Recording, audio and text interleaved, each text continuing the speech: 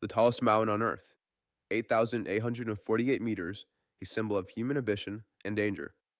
Every year, hundreds attempt to climb it. Many return, some don't.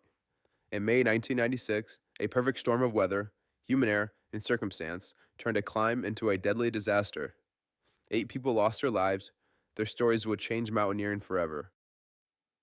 In the early 1900s, Everest changed. It was no longer just for elite climbers. Commercial companies started guiding paying clients who may have had a little experience in the summit. Rob Ball, from New Zealand, was one of the pioneers. He founded Adventure Consultants. His team is known for a careful, methodical approach.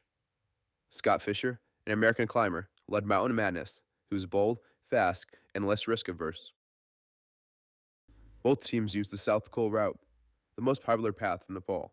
It's a long journey, starting with trekking to base camp, then moving slowly up through higher camps, Camp 1, Camp 2, Camp 3, and finally Camp 4 at the South Pole.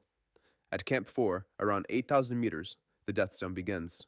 Above this altitude, the human body can't acclimatize. Rob Ball's clients included Doug Hansen, a postal worker from Seattle. Doug had attempted Everest before, unsuccessfully. This was his second chance. Hall himself was climbing for the 6th time. He was competent, experienced, and respected. Scott Fisher was known for his strength and speed. His team included several skilled climbers, but Fisher was battling health problems. He had contracted pulmonary edema early in the season, a dangerous lung condition common at this extreme altitude. May 10th was the summit push. Weather was good in the morning, clear skies, low winds, but Everest is unpredictable. As climbers descended, delays began. Fixing ropes took longer than expected. Trek jams formed on narrow ridges. Climbers waited in long lines using up precious oxygen. Doug Hansen reached the summit at 4 p.m., 2 hours past the recommended turnaround time. Exhausted and nearly out of oxygen, he couldn't descend quickly. Rob Hall stayed behind to assist him. Hall reported worsening weather over the radio. The storm was closing in.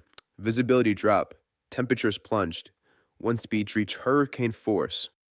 The storm struck hard, trapping climbers above 8,000 meters. Some got lost in whiteout conditions. Others collapsed from exhaustion or hypothermia. Beck Weathers, one climber left for dead, defying the odds. He stumbled down the mountain, blinded by frostbite, his face nearly frozen solid. On the ground struggled to mount rescues. Limited oxygen and harsh conditions made it nearly impossible. Rob Hall's last words on the radio were to his wife. They haunted goodbye as he awaited rescue and never came, and later died to exposure and exhaustion. Scott Fisher tragically also lost his life lower down the mountain due to exhaustion and altitude sickness. 8 people died in total, experienced climbers and guides alike. The tragedy shocked the climbing world. The disaster exposed the risk of commercial Everest expeditions, crowded routes, inexperienced clients, and pressure to summit regardless of conditions. Today, Everest is busier than ever.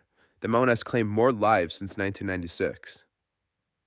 This is the end of the Mount Everest disaster, heavily shortened. If the story interests you, please dig deeper on your own to learn more about this disaster. As I make more videos, they will sound better and be put together a lot better. But thank you again for watching.